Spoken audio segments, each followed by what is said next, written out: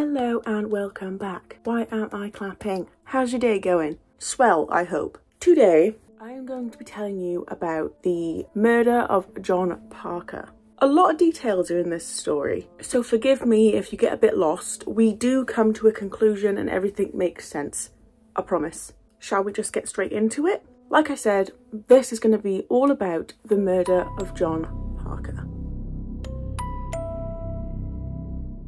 Don't mind that, by the way. This was when I was in uni and I used Tipp-Ex. It's still staying to this day. Let's start with who John Parker is. Okay, he was a man who was married to a woman called Judy. And they had their own business where they sold Kirby vacuums. And it was very successful. We don't know too much about John in his earlier years. Like, there's not much that has been documented. But what we do know was that he was born in 1970 and had at least one sibling, living in Indiana, USA as a part of a middle-class family. He was described as a very entrepreneurial individual, someone who was very self-motivated. So as soon as he graduated from high school, he went out and got a job immediately. But he didn't like the first job he got because there were some differences, so he quit. And instead became a door-to-door salesman for Kirby vacuum cleaners. At first, everyone was mocking him for this job, but it wasn't long until he proved them all wrong. Because after only a year of working there, he became the company's #1 salesman in the area. And he did not want to stop there. He became a sales leader whose accomplishments were recognized everywhere. And whilst working in this job, he met 20-year-old Judy. She was born in October 1969 in Texas, USA. She wasn't from a middle-class family like John. She was one of 3 children in a low-income household. She hadn't lived the life of your everyday type of girl. At 20 years old, she had already been married and divorced with 2 kids. She got married when she was 14, obviously with her parents' consent. But she got married at 14, they divorced, but while they were married, they had 2 kids. And their names were Christina and Daniel Hicks. John wasn't looking to hire anyone at this point. Like I said, he was a sales leader, so he wasn't really looking to mentor anyone at that point. But Judy managed to convince him that she was the best salesperson, actually describing herself as the best in the field. So John gave her the opportunity that she wanted and became her mentor in vacuum cleaner sales. But she didn't just score a job with John, she actually won his heart. So at this point in his life, John had everything he could possibly want, right? Like, he's got a very successful career, he's making a name for himself in his career, and now he's fallen in love. Because everything was going so well for him, he decided that he wanted to start his own business. He became a sales and service operator for Kirby vacuum cleaners, and it was recognised as one of the top companies in the area. Now, in 1992, John and Judy got married. And then in the few years that followed, they had 2 kids of their own. 2 daughters called Tiffany and Erica. Now, these children had a very good upbringing because of the success of their parents. They had a very nice home, went to the very best schools in their area, given expensive cars, went on vacations a lot, like they were frequent. So yeah, very, very nice upbringing. And John didn't exactly hide his wealth. Like, he made his money, so he wanted to show it off. But he did it in a way to show young people that if you work hard, this is the type of life you can achieve as a salesperson. But everything was not as it seemed. As time went on, as it does, Judy's kids from her previous marriage entered their teenage years. Obviously, they began to change, their behaviour shifted, they were doing more questionable things. For example, Christina didn't have the best friend group, describing her friend choice as terrible. Their behaviour was not great in the slightest, and they would often all engage in drinking and sometimes even taking drugs. Daniel wasn't doing the best either. He again didn't have the best group of friends. One time he stole John's car and him and his friends drove around the neighbourhood and drove into people's mailboxes. Obviously then John had to go and do some damage control and literally go door to door paying people for the damage. that Daniel had caused to stop them from putting in a police report. This wasn't all that Daniel did. John was called into Daniel's school because of his bad behaviour. Now, we don't know what the extent of all of that was. Like, we don't know what happened for the school to call John, but it resulted in John hitting Daniel because of it. One day, Judy decided to take the whole family to Texas, where she's from, just to show her kids her life before, because like I said, she didn't grow up with money. So she wanted to show her new family what her life used to be before meeting John. One of her brothers still lived there at this time, so she wanted to introduce the kids to him. While she was there, she actually consoled in her brother, telling him that her marriage was failing and that John didn't treat her kids the best. But what she didn't realise was that her kids were misbehaving. They weren't acting right. She didn't put two and two together and realise that their behaviour was going to send them down the wrong path in life. So she sided with her children over John, who was trying to discipline them, to prevent them from going down the wrong path. So as we can see right now, things are pretty heated in the family, but things got worse because John had a little itch that Judy was cheating on him with somebody at his own company, like one of his own employees. John wasn't the type of man to just bring it up in a conversation. That wasn't the way he rolled.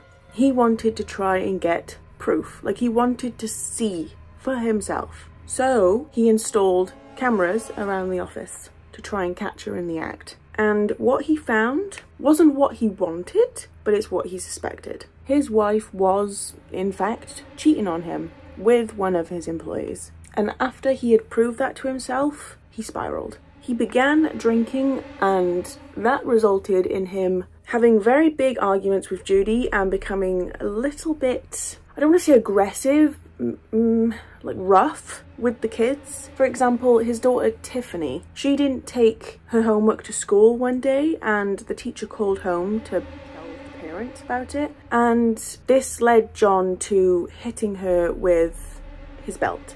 Obviously, this type of punishment is very extreme and obviously left marks, and the marks were visible. Like, the teacher saw them the next day, the same teacher, and ended up calling social services to report what she'd seen. John didn't want social services to know what had happened, so sat down with all four of the kids and said, listen, if you still want this luxurious life, you want all the money, the holidays, the nice cars, the phones, the jewellery, all that stuff, if you still want that, then I suggest you don't mention anything about the belt situation. When Tiffany was questioned about it, she ended up blaming it on her stepbrother Daniel, and Daniel didn't deny it. He took the blame. Everything was going downhill for John. Not only was his family life crumbling, but it was also affecting his work life. Like, his employees noticed a change in his behaviour, and so did his clients. Employees is one thing, clients, the people paying you. So he decided he just wanted a clean slate. Still kept his business, but he moved his family to upstate Crown Point, Indiana. So he moved for a fresh start, but it didn't go the way he had planned. He seemed to spiral even more. His looks weren't the same, and I don't mean that in a mean way. It's just how it was reported. His everyday attire went from suits to jeans, and his once tamed facial hair, if he had any, or when he had any, now was a full beard. Where on the other hand, Judy was improving her looks. She had decided she wanted to lose weight. She just changed a lot about her appearance. As a result of John starting to care less, he became very distracted, meaning that his business suffered a lot. It almost went bankrupt.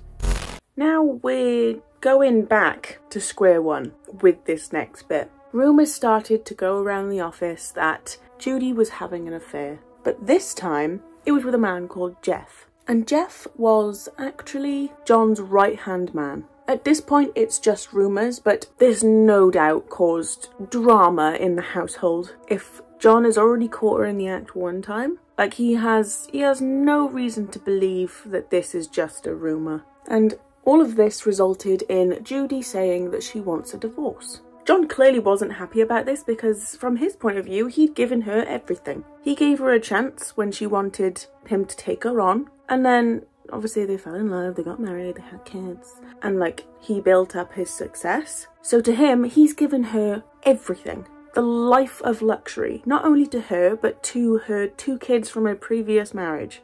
John was completely head over heels in love with Judy. There was no part of him that wanted to leave her. Even after finding out that she's cheating, he wanted to stay with her. But this intense love did like a flip, like a 180, and turned into very intense resentment. So he completely cut her off from all of the money to make the point that if she left him, she would have nothing. It was just a constant back and forth between them two, just day in, day out, arguing all the time. Now it's April 17th, 2003, and John and Judy decide to go out to a restaurant to get some food. Just the 2 of them. They had their dinner and then they called their children to say that they would be home soon. And whilst they were on the phone, Christina asked them if they could stop off at the office to pick up her notebook that she left there for school. So they say yes, obviously they're going to go get Adora's notebook, she needs it for school. And John took this opportunity to be a good friend and took Jeff, who was apparently working late at the office, the remainder of their food from dinner, like all their leftovers. He was like, he's probably going to be hungry, let's take him the food. It's now 10 PM and they arrive at the office. They both go inside and John talks to Jeff whilst Judy goes and grabs the notebook, and then she returns to the car. It's not long after that that John then leaves the building and goes towards the car. And when he gets to the car, he opens up the rear car door on the driver's side and it looks like he's looking for something. Not long after, the police received a call from Judy, calling to report that John had just been shot just outside of their car, saying that she heard 2 gunshots and then saw somebody dressed all in black running away. At the same time, 911 also received a call from Jeff. Within minutes, the police and medical assistant units arrived at the scene. Sadly, there was no helping John because he'd been shot in the back of the head and was declared dead at the scene. Judy wasn't much help when it came to questioning her because she said that she was just in the car and didn't see anything before the shooting went down. All she saw was John coming back to the car, opening the back door to get something out of the car, and then she heard 2 gunshots. She said her first reaction after hearing the 2 bangs was to hide, and then when she looked up, she saw the person dressed all in black running away. When searching John's body, they found that his wallet was missing. So they first thought this was a robbery, a very extreme one, but a robbery. But the further they looked into this, the more the investigators steered away from that. They could see that this was something more. Because if you think about it, nobody knew that they were there. Like, it's after hours, like it's 10 PM. It's only Jeff working there at this point. They weren't supposed to go there. It was just like can you go pick up my notebook? Like, they were just gonna go from the restaurant to home. This was a little detour, so nobody knew that, oh, they're gonna be there at this time. So how would they plan a robbery? Was it just random selection? And all this person took was his wallet. Like I said at the start of this, John didn't hide his wealth. He was wearing a $20,000 Rolex, and like a lot of other luxury things, a lot of expensive things were with him at that point, and all they took was his wallet. When it's a robbery, don't they try and take everything that's worth something? After questioning Judy, they questioned Jeff, but he was also no help because he was in the building before he heard the gunshots and then ran out and called the police. They investigated everyone that was close to John in the last few years. Business partners, whether they were current or past. Same with employees, current and past. His competitors. They were even looking at John's close friends and family. When it got to John's funeral, his wife wasn't really showing the emotions you'd expect a widow to show. She wasn't upset. She was described as cheerful and social. Judy's ex-husband was even at the funeral, but I don't know why. Obviously, we don't know if they were like close because of the 2 kids, but I'm just saying I don't know why because I don't know why he bothered. Because apparently he was just sitting there with a newspaper.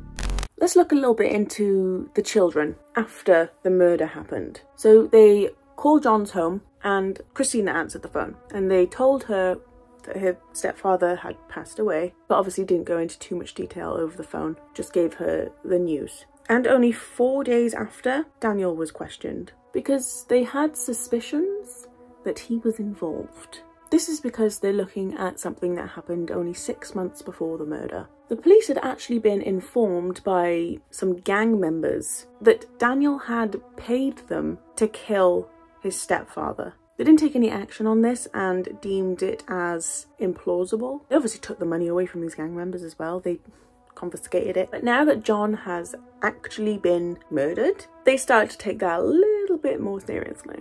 So they interrogated Daniel, and he actually confessed to paying people to hurt John. His intention wasn't to kill John, but just to hurt him in some way, like break a bone, like his leg or something. But due to lack of substantial evidence, Daniel was released after 9 days. Also, he was only 15, so they couldn't actually keep him any longer without actual evidence. Because obviously they are looking into Daniel, it comes to light that John was having issues with Judy's children, which now makes them suspicious of Christina. But Christina denied everything, and the investigation didn't really progress with her. They kind of stopped that there for now. They put a pin in it. So they both seem to have some sort of desire to hurt John, and with them paying people to harm him, or attempt to at least, they now begin to question where they got the means to do that. Where did the money come from? This pointed them straight in the direction of Judy. And because they were looking at Judy, they found out about her affairs. One of them. The first one. And found that John didn't have any intention of leaving Judy, like I said before. And that Judy's main issue with John was financial, because obviously he cut her off for a little bit. And John actually had 2 life insurance policies that came to a total of $1 million that she had actually tried to cash in after his death, but they denied her request because of the ongoing investigation. Because they didn't have a lot of evidence, the case came to a halt for a little bit. Meanwhile, the speculations that Judy was having an affair with Jeff were in fact true, because Judy was hardly ever home. She was out with Jeff. Why are people unfaithful? It baffles me. I'm sorry, I know this isn't the point of the case, but after a few months, Judy and Jeff decided they wanted to move out of state. They took her youngest children, you know, the 2 that she had with John, with them, and Daniel went and lived with his biological father. And when it comes to Christina, she was pregnant and living with her boyfriend in that house. She stayed in the family home. So it was very annoying that the case had come to a bit of a dead end at this point, but that did not last long, because now they had seemingly found a new lead. They questioned some of Daniel and Christina's schoolmates, who had confessed to selling Daniel and Christina a firearm. This then led the investigators to look around some land that was owned by the family that Christina used for like shooting practice. They found quite a few bullet casings on the land, so sent them off to be analysed at a lab. And what they found was exactly what they were looking for. The bullet casings matched the ones that were found at John's crime scene. In 2007, more information came to light. And this time it was from a colleague. He was a narcotics officer who had been tracking Christina's ex-boyfriend for some drug-related situation that got him arrested. So, seeking leniency, the ex-boyfriend disclosed a conversation that he had with Judy, which involved Judy telling him that it was actually Daniel that fired the shot that killed John. With all of this information, Christina finally decided to confess that she was the one that purchased the gun. And remember that it was Christina that asked her parents to stop off at the office to get her notebook for school. She then confessed to being a part of the big plan to kill John. And in that big plan, it was decided that Daniel was going to be the one to kill him. Daniel, who was now 19 and located in Arizona, was found and detained and presented with the new ballistics evidence and the confession from his sister. Daniel now confesses to being the one that shot and killed John. But the story gets crazier. Not shocking, but crazier. Daniel said that it was his mother, so Judy, that was the mastermind behind all of this. In his confession, Daniel said that Judy had forged company checks to get all of the necessary funds to hire these people to do the job. And the amount that she stole was apparently $7,500. But it wasn't as easy as she thought it would be, because the people that she found and paid actually just took the money and ran. They didn't do the thing. They didn't do the job. They just took her money and ran. Judy turned to her kids and instructed them to go out and buy a gun. Daniel also said that it was Judy's idea for Christina to ask them to stop off at the office. When it comes to the actual shooting, Daniel said that he shot John once in the head to kill him, and that the second shot was actually an accident. He said that he accidentally shot the gun while he was trying to get the wallet out of the pocket. Judy told Daniel to try and get back to the house without making a peep, like sneak in, because she didn't want the two youngest to know that he'd been somewhere. This is where Christina came into play once again, because obviously she was the one on the phone being like, my school book, but she made sure that her little sisters were distracted so that Daniel could sneak in undetected. Now you might be thinking, why would they want to do this? Why would they want to kill their stepfather? They had given them everything in life. They've gone from having no money to this man taking them on his successful journey, giving them a life of luxury. So why did they want to kill him? This is because Judy had convinced them that they were victims of abuse by John, and then promised them that they'd have a much better life, a lot more freedom, and there'd be a lot more money and a lot more luxuries. Now, this wasn't Judy's first rodeo. No. She had tried to kill John before. She'd been through this in her mind and physically before. In the past, she had tried to poison him by putting poison in his food. But this didn't end up killing him, obviously. It just put him in the hospital. And they put it down to food poisoning.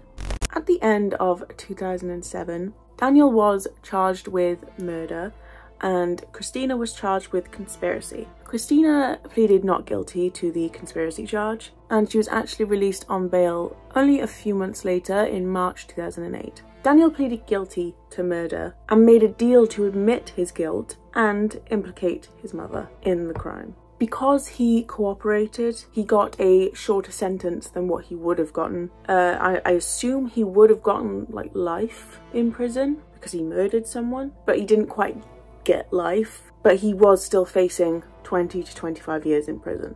Daniel stated that when he was 14, so like a year before the incident itself, both Judy and Christina asked him to help them kill John, with his mother giving them the money to go out and buy a gun. She also gave him the black clothing that he wore and like the gloves, the mask, everything. He said that she told him exactly what to do. Like when he got home, completely shower, like get everything off of you. And she dealt with the disposal of the gun, the clothes, and John's wallet.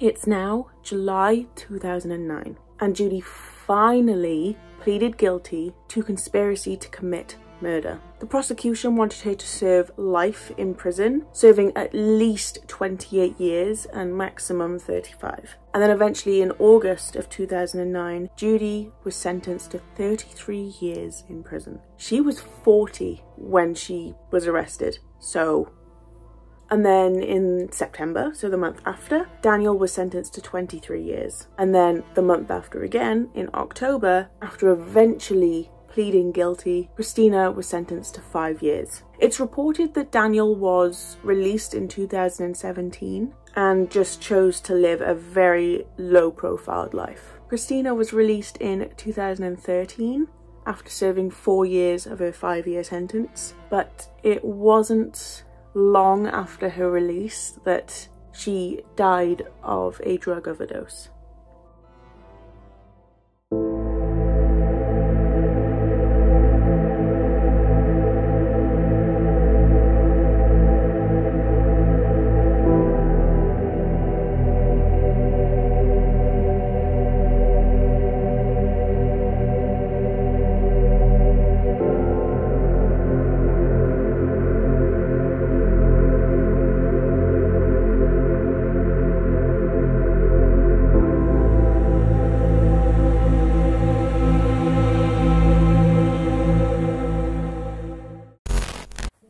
A story. There was a lot of information there, but Did we all suspect it was going to be the wife?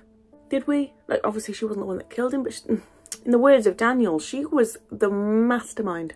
I hope you enjoyed. If you did, and you want to hear more from me, you know what to do. You know what to do if you want to stick around. Subscribe, notification bell if you want to be notified every time I upload. It's every Wednesday, and it's a brand new story every week. Anyways, I'm gonna love and leave you. Hope you're having an amazing day, night, evening, pre-evening, midnight snack, if you will. If this is just your little interval between sleeping patterns, here we go. I shall see you in the next one. Love you, bye.